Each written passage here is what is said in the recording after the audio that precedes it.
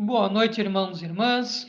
Graça e paz. Sejam todos bem-vindos, todas bem-vindas à página da Igreja Presbiteriana de Blumenau. Esta é a nossa live Orai Sem Cessar. Nós vamos orar iniciando. Senhor, nós lhe rendemos graças por mais um dia que o Senhor nos sustentou, por esta noite que se inicia. Obrigado, Deus, porque temos visto a tua boa mão, o teu cuidado e o teu amor. Abençoa-nos agora nesta live, ó Pai. Abençoa-nos na transmissão da tua mensagem. Coloco nas tuas mãos, Senhor, para ser mero instrumento teu. Abençoe todos os irmãos e irmãs que estão assistindo e todos que assistirão depois. Ajuda-nos e socorre-nos nesse tempo difícil de epidemia. Em nome de Jesus. Amém.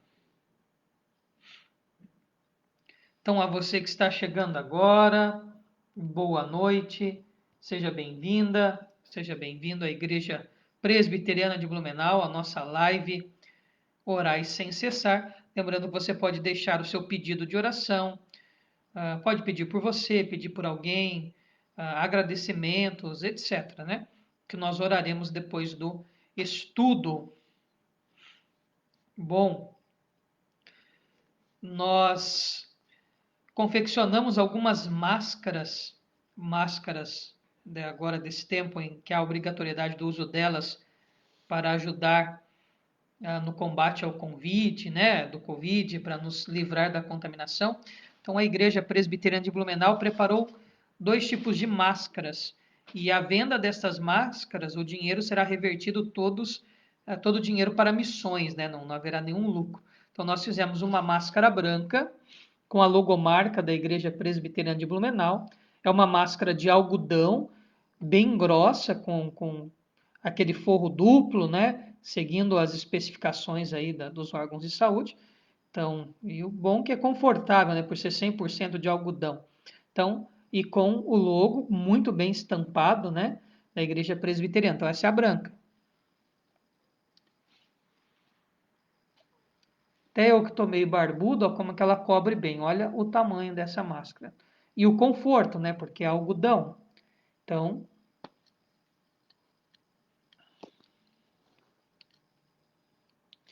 a máscara branca.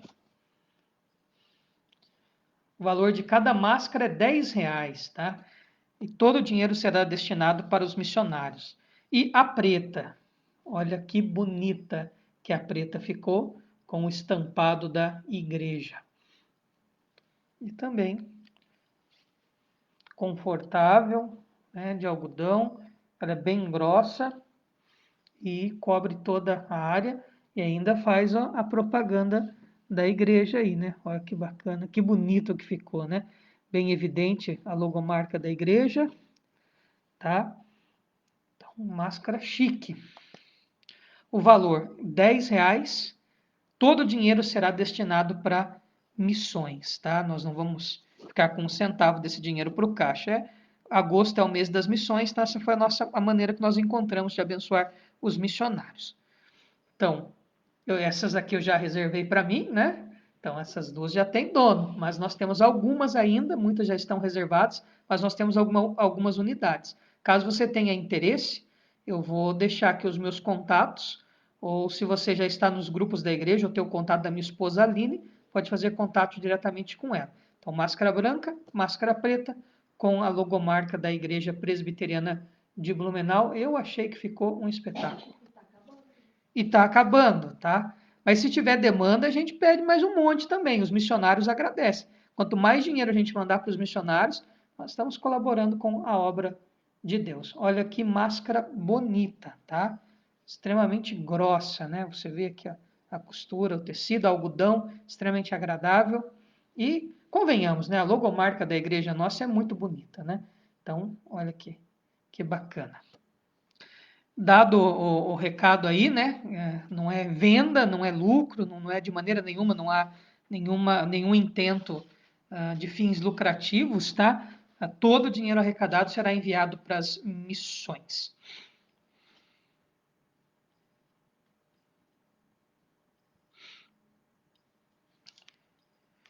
Bom, dados os avisos, vamos agora para o nosso momento de estudo, iniciando Atos capítulo 6. Então, Atos dos Apóstolos, capítulo 6, versículos de 1 a 7. Atos, capítulo 6, versículos de 1 a 7.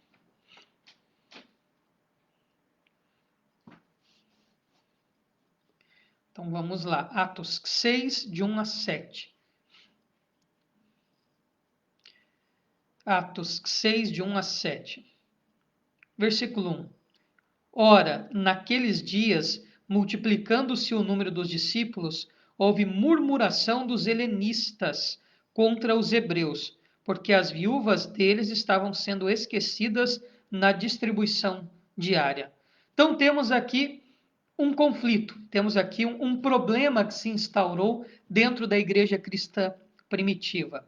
Então, o problema foi o seguinte: a comunidade cristã, que era muito solidária quanto à ação social, fazia distribuição diária, mensal, enfim, semanal, de alimentos, de dinheiro, etc. Aquela ideia da equidade social. Lembra que nós vimos isso, né? Eles dividiam as suas posses para que todos tivessem pelo menos o mínimo, né? Para que ninguém passasse necessidade. Aí surge um problema, tá? Eu imagino que essa dinâmica de apoio social se tornou tão grande que a administração ali da coisa pode não ter dado conta de todo o conjunto. Então, o grupo de helenistas, quem são helenistas? Helenistas, do termo helenicar, enfim, né, de Heleno, Helena, que quer dizer grego, né? Os helenistas aqui, os judeus de fala grega, judeus de fala grega. Quem são esses helenistas? São judeus que não nasceram ali na Palestina, que não nasceram em Jerusalém ou nas aldeias ao redor de Jerusalém. São judeus que nasceram em outros lugares, outras cidades, mas eram filhos de judeus. Ou eram judeus que se mudaram há muitos anos para outras cidades, longe ali da região da Palestina, e agora voltaram. Tá? Então, helenistas, judeus que nasceram fora de Jerusalém e das aldeias ao redor, fora da Palestina, ou aqueles que se mudaram muito novinhos e depois voltaram a morar em Jerusalém ou nas aldeias ao redor de Jerusalém. Helenista aqui tem a ver com a sua fala. Eles falavam a língua grega, não falavam aramaico, que era a língua comum nos tempos do Novo Testamento. Pastor, Jesus falava hebraico? Não, Jesus falava aramaico. O aramaico era a língua corrente da Palestina no século I. Provavelmente também tinha conhecimento de hebraico e conhecimento de grego, tá? E os hebreus? Os hebreus eram os judeus que tinham nascido ali, em Jerusalém, nascido nas cidades ou aldeias, vilarejos ao redor de Jerusalém e que falavam aramaico. Então, mais do que a questão linguística, tá? Mais do que a questão linguística, os judeus helenistas, judeus gregos falavam grego, mas também acabavam reproduzindo alguma questão cultural grega. Então havia algum hábito, alguma imersão cultural grega também nesse grupo. Enquanto que os hebreus, os judeus de fala aramaica, que eram ali da Palestina, não eram muito fãs desse mundo grego. Tá? Esses dois grupos não eram muito assim amistosos entre si, fora da igreja cristã. Infelizmente, quando eles vêm para dentro da igreja cristã, parece-me que Lucas indica aqui em Atos que há ainda uma certa confusão entre esses dois grupos. Tá? Então, mais do que a questão linguística, também envolvia uma questão cultural. Judeu helênico, judeu helenista, judeu grego, que nasceu fora de Jerusalém e da Palestina, ou que foi muito pequenininho, embora e foi para cidades de fala grega, e depois volta e mora ali em Jerusalém ou cidades arredores. Hebreus, os judeus de fala aramaica que nasceram ali em Jerusalém ou aldeias de redor, vilarejos, etc., de fala aramaica. mais do que uma questão linguística, também é óbvio que uma questão cultural. Os dois grupos davam uma estranhadinha um no outro, tá? E acabaram trazendo isso para dentro da igreja. E o problema foi, os helenistas com certeza vieram. Ah, porque nós somos helenistas, tem preconceito contra nós, e as nossas viúvas estão sendo omitidas da distribuição do dinheiro, da distribuição do alimento, da distribuição daquilo que é necessário para a sua manutenção, visto aquele princípio da equidade social que nós já falamos algumas vezes aqui no decorrer do estudo de Atos. Pode ser que não seja uma negligência proposital. Pode ser que realmente o grande número, a demanda, etc., levou um problema administrativo. Mas também pode ser, sim, alguma situação, assim, um certo preconceito ali dos hebreus em não distribuir para as viúvas helenistas, as viúvas judias de fala grega, por um certo preconceito que havia. Ou as duas coisas juntas. Um problema administrativo devido à grande demanda e também um problema de preconceito dos hebreus, dos judeus que nasceram na Palestina, se julgando um pouquinho melhores do que aqueles de fora. Então, por isso, dando preferência às viúvas, aos órfãos, aos necessitados hebreus e depois aos necessitados helenistas. Pode ser aqui que falar em viúva, podemos pensar na parte pelo todo, né? Que essas viúvas representam toda a classe de pessoas necessitadas dos helenistas que não estavam sendo atendidos. Tá? E, ou seja, temos um conflito. E daí? O que nós vamos fazer diante do conflito? Temos que resolvê-lo. E aí é o que vai acontecer agora. Então os 12 convocaram a comunidade dos discípulos e disseram: não é razoável que nós abandonemos a palavra de Deus para servir às mesas. Ou seja, o apóstolo tinha um ministério designado. Ele tinha que se dedicar à pregação, ao ensino, à evangelização, à criação de novas igrejas, ao discipulado, etc. E a vida deles era extremamente atarefada, né? Logo, se eles fossem cuidar desse trabalho social, eles estariam desviando o seu foco de ministério. Então, eles falam, e não que seja inferior à instituição aqui desses homens para cuidar desta questão da assistência social, tá? Não há inferior e superior dentro da igreja. Pastor, presbítero, diácono, quem limpa, quem prega, quem faz a liturgia, quem canta, quem toca, quem faz o alimento, enfim, não há diferentes ministérios, mas não há hierarquia dentro da igreja de Cristo. Todos são servos uns dos outros, todos os cargos, todos os ministérios são dignos diante do Senhor. Então, eles agora estabelecem uma solução. A ideia de servir à mesa aqui, você vai ter não vai ter o adjetivo ou o substantivo diácono, mas vai aparecer aqui o verbo diaconel, né? Não nessa forma, né? Estou usando aqui a forma mais comum dele, que dá origem à palavra diácono. Né? O diácono era o que servia à mesa. Então, essa ideia do cuidado e do cuidado social que deveria se ter. Aí a solução dos apóstolos. Mas, irmãos, escolhei dentre vós 7 homens de boa reputação, cheios do Espírito Santo e de sabedoria, aos quais encarregaremos deste serviço. Veja, não foi necessário nenhuma briga. Né? Foi simples, está faltando gente para trabalhar, então apresente-nos aí 7 homens cheios do Espírito Santo, com sabedoria, e eles vão cumprir esse outro ministério. Os apóstolos se veem com o ministério da pregação da palavra. E agora eles vão usar o termo ministério aqui. Né? Um outro ministério, não ministério. Às vezes, diácono, diaconia, diaconel também é traduzido por ministério no Novo Testamento. Tá? Então, a comunidade ficou feliz com essa possibilidade de ter pessoas específicas cuidando da distribuição e da assistência social. E o versículo 5 vai nos dizer o que eles fazem. O parecer agradou a toda a comunidade, e elegeram Estevão, homem cheio de fé e do Espírito Santo, Filipe, Prócoro, Nicanor, Timão, Pármenas e Nicolau, prosélito de Antioquia. O que é prosélito de Antioquia? É um indivíduo que não é judeu, nem nasceu na região judaica, é um gentil, é alguém, um estrangeiro, que se converteu ao judaísmo e depois ele converte-se ao cristianismo. Então é um estrangeiro, não judeu, que se converte ao judaísmo, aceita toda a questão da religião judaica e se converte ao cristianismo. Então há duas conversões aí, né? o prosélito Nicolau. Então, este era estrangeiro. Os outros todos têm nome grego. Não necessariamente significa que todos fossem do grupo dos helenistas, mas é possível também, já que a demanda era deles, criou-se uma liderança entre eles para ajudar nessa questão. Todos os nomes aqui são de origem grega, mas não necessariamente significa que eles, dentre eles não havia um judeu hebreu, né, nascido ali em Jerusalém. Só especulação, tá?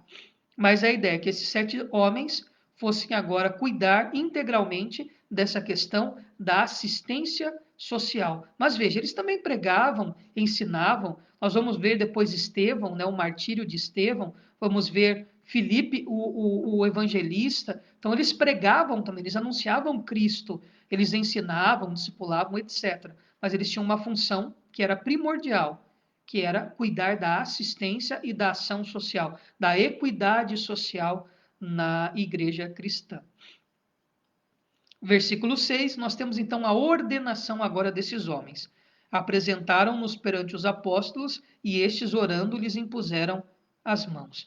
Então, essa doutrina da imposição de mãos para a ordenação é uma simbologia lá do Antigo Testamento, né? Impor as mãos tem a ideia de encarregar, de ordenar, de dar uma função, de transmitir um cargo e etc. Né? Então, essa ideia é que eles foram devidamente instalados e ordenados pelos apóstolos para servir as mesas, ou seja, para cuidar dessa questão da assistência social. Mas reforço, eles também pregavam, discipulavam, eram homens de oração, né? Mas o primordial era cuidar dessa face tão preciosa da igreja, que é a ação e a assistência social.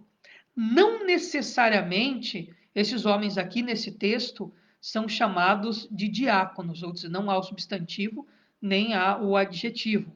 Mas eu vou discordar de muitos autores que são muito mais inteligentes do que eu, dedicaram a vida a estudar. Eu, particularmente, acho que nas entrelinhas fica claro que aqui nós temos a instituição do diaconato. Eu acredito que Lucas traz essa tradição da instauração desse ministério dos diáconos. Eu acredito desta maneira, que é uma tradição, depois Paulo vai especificar melhor isso nas suas cartas, né? Mas eu acredito que nós temos aqui sim esta base, da onde surgiram os diáconos, né? Como se deu a instauração dos diáconos. Eu acredito desta maneira, tá? Apesar deles, esses 7 homens, não serem chamados pelo adjetivo diácono, tão pouco o substantivo diácono aparece aqui. Eles não são chamados desta maneira, tá? Mas o servir às mesas ali, o servir, pode indicar isto, tá? É razoável. Como diz o Dr. John Stott, é razoável, tá? E o versículo 7 é a conclusão desse primeiro bloco do capítulo 6 e também é um pequenino sumário, um pequenino resumo. Já falamos bastante de resumo e sumário aqui, né? Então é um resuminho do todo, né? Um sumáriozinho. Versículo 7. Crescia a palavra de Deus e em Jerusalém se multiplicava o número dos discípulos. Também muitíssimos sacerdotes obedeciam à fé. Esse pequeno sumário, né, esse sumário de um versículo só, ele traz um tema muito importante do crescimento, mas ao final traz uma informação importantíssima. Muitos sacerdotes estavam chegando, convertidos por Deus, à igreja cristã. Vamos lembrar que os sacerdotes eram basicamente compostos por saduceus. Os saduceus eram homens extremamente ricos, cultos, inteligentíssimos, né? Estudiosos do Antigo Testamento, e também para dizer que a palavra alcançava a todos. Então, eu vejo aqui um contraste literário importantíssimo, uma inclusão literária importantíssima nessa conclusão. Pode ser que numa leitura mais rápida, ou mesmo se a gente passe desapercebido. Mas veja, nós temos no começo as viúvas helenistas, tipificando pessoas extremamente necessitadas, que precisavam da distribuição do alimento, do dinheiro, enfim, para a manutenção das suas vidas que era dado pela igreja. Então nós temos um grupo extremamente pobre, que precisa do apoio da igreja para sobreviver. E havia alegria e amor na igreja em cooperar com essas pessoas. E agora aqui no final, nós temos sacerdotes, pessoas ricas, saduceus, pessoas que dominavam o templo, que tinham uma boa condição financeira se agregando. Ou seja, nós temos uma igreja mista, composta de ricos e pobres. Tá? Mas qual que é a diferença da igreja cristã do passado para a igreja hoje? Na igreja cristã hoje, nos dias de hoje, em todo lugar do mundo, o rico continua rico e o pobre continua pobre. Não há equalização, não há equidade social.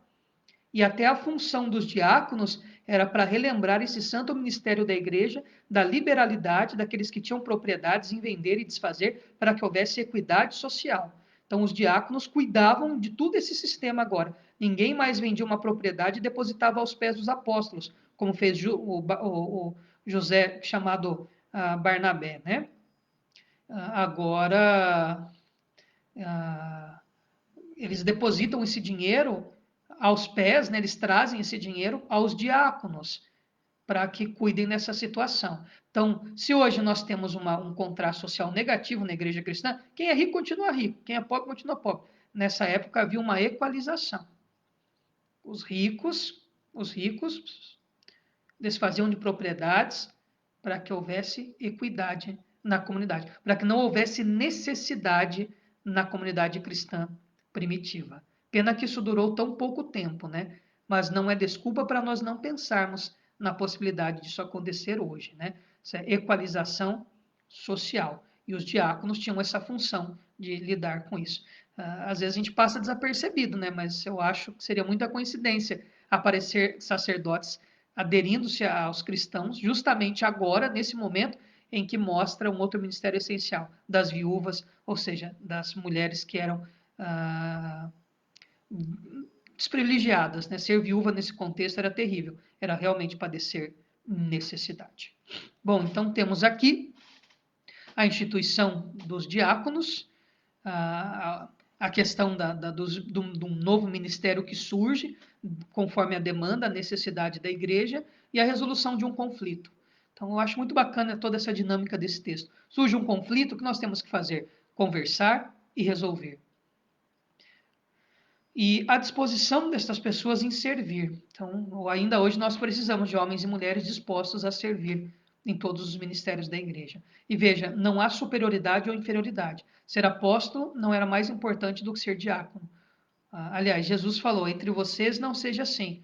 O que quer ser o maior, seja o menor. O que sirva a todos. Então, que nós encontremos pessoas dispostas. A igreja ainda hoje carece de homens e mulheres dispostos a servir nos vários ministérios que a igreja tem, né? Os vários serviços que a igreja tem que prestar, precisamos de gente. Então, que Deus nos abençoe com essa porção da Escritura. Vamos aos nossos motivos de oração. Se você ainda não fez o seu pedido de oração, dá tempo. Eu vou olhar aqui os motivos, os pedidos de oração. Tá? Se você ainda não fez seu pedido de oração, se você ainda não escreveu, dá tempo. Vamos lá, o primeiro pedido que aparece para mim aqui da Rosilda. Pede oração por todas as famílias da Igreja Presbiteriana de Blumenau.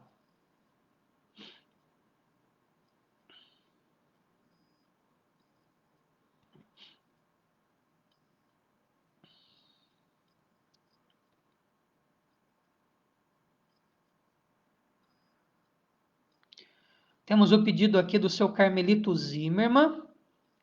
Pede oração para nós retornarmos, né, à igreja. Nossa, que saudade, né, seu Carmelito? Que saudade de retornarmos ao culto.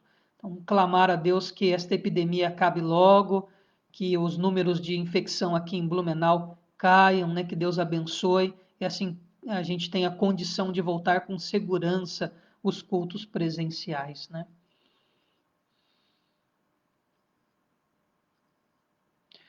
Nossa irmã Letícia agradece a Deus pelos 2 anos de casamento do Ricardo e da Daniele. Então, aniversário de casamento, 2 anos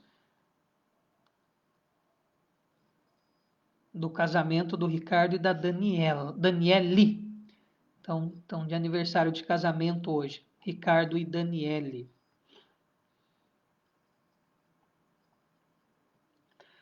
A Aline pede oração pela saúde da tia Fia, tia Efigênia, da Cláudia, que é a nossa cunhada, e pela recuperação da Bernadette, a nossa irmã, né? Graças a Deus está se recuperando do Covid-19, né? E continuar orando para que ela cure completamente. Então vamos orar por todos esses motivos. Senhor, nós intercedemos pela vida da Rosilda, de toda a sua família, em especial suplicamos por todas as famílias que compõem a nossa Igreja Presbiteriana de Blumenau. Deus eterno abençoe todos os nossos irmãos e irmãs que compõem esta igreja, suprindo todas as suas necessidades e livrando-os de todo o mal.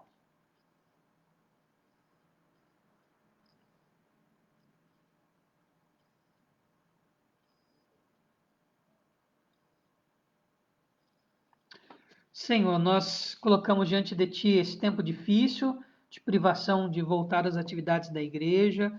Nós suplicamos pela vida do nosso irmão Carmelito, da sua esposa Marina, de toda a sua família.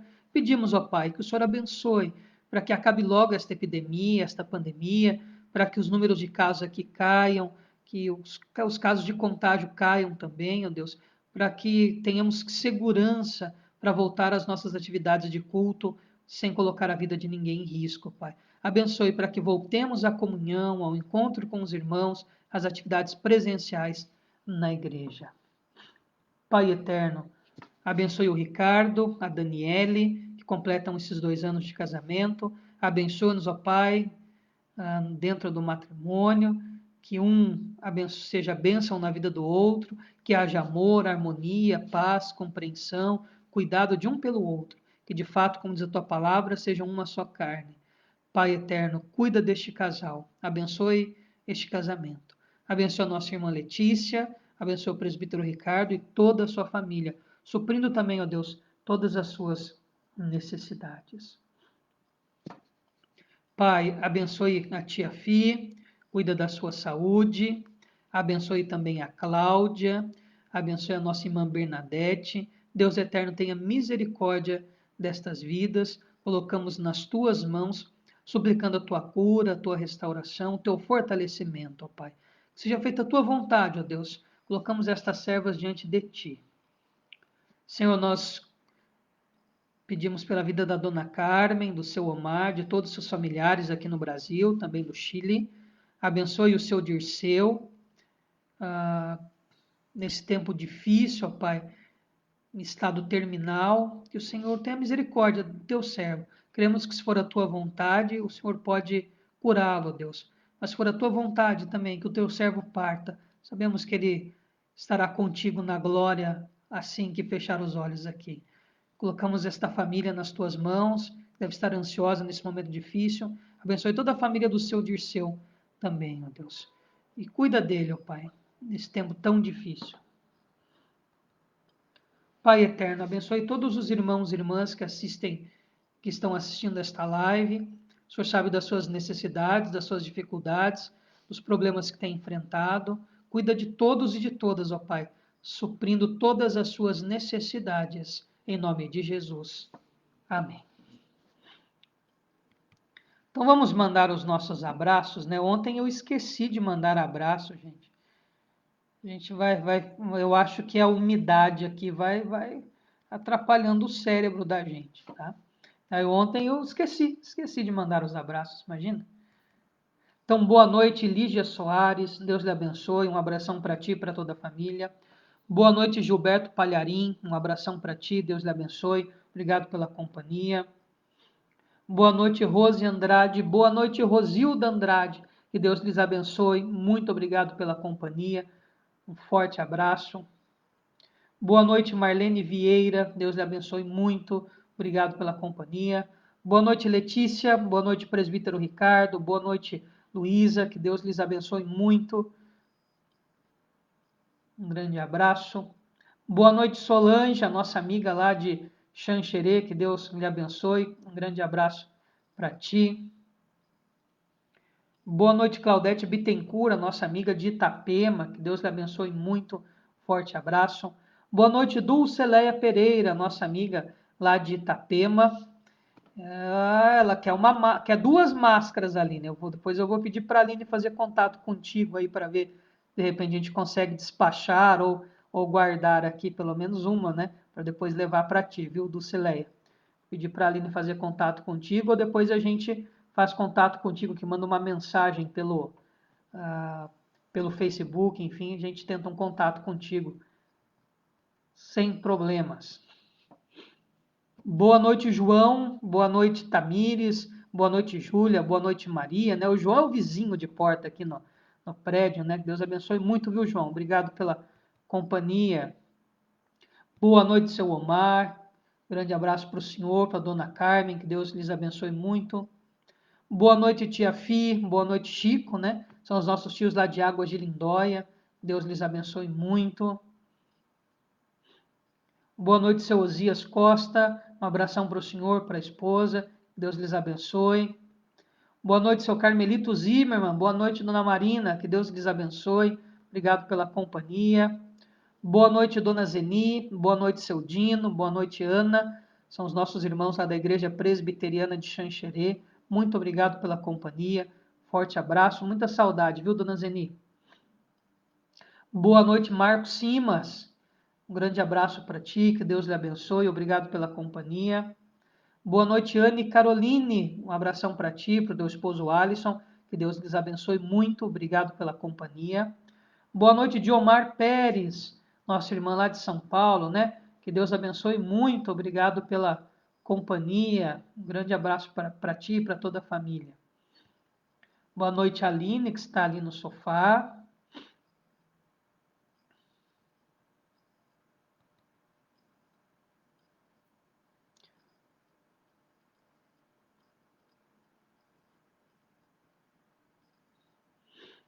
Bom, são os nomes que apareceram aqui para mim, tá? Então, com questão às máscaras, depois nós vamos fazer contato com todos vocês. Eu vou deixar aqui no final da live o meu telefone também, meu e-mail, como eu sempre tenho deixado, né? Nós temos poucas unidades da nossa máscara personalizada da Igreja Presbiteriana de Blumenau e todo o dinheiro será revertido para missões, tá? Sem fins lucrativos, né? Nós vamos enviar todo o dinheiro para as missões. Uma máscara excelente, né, de algodão, bem grande, bem confortável, né, bem grossa, dupla, enfim, uma boa máscara. Então vamos nos despedir com a bênção do Senhor. Depois eu vou deixar os meus contatos aqui, ou você pode fazer contato pela página da igreja também, tá?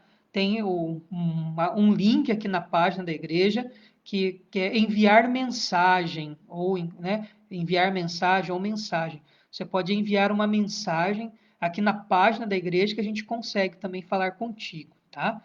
Diretamente aqui pela página da igreja, só você clicar em enviar mensagem, e aí vai abrir um chatzinho, a gente consegue conversar por lá também. Então, meios de comunicação nós temos bastante. Vamos nos despedir com a bênção do Senhor. Irmãos e irmãs, que a graça do nosso Senhor e Salvador Jesus Cristo, o amor, a bênção de Deus, o eterno Pai, a comunhão e a consolação do Santo Espírito esteja com todo o povo de Deus aqui presente e espalhado sobre a face da terra, para todos sempre. Amém.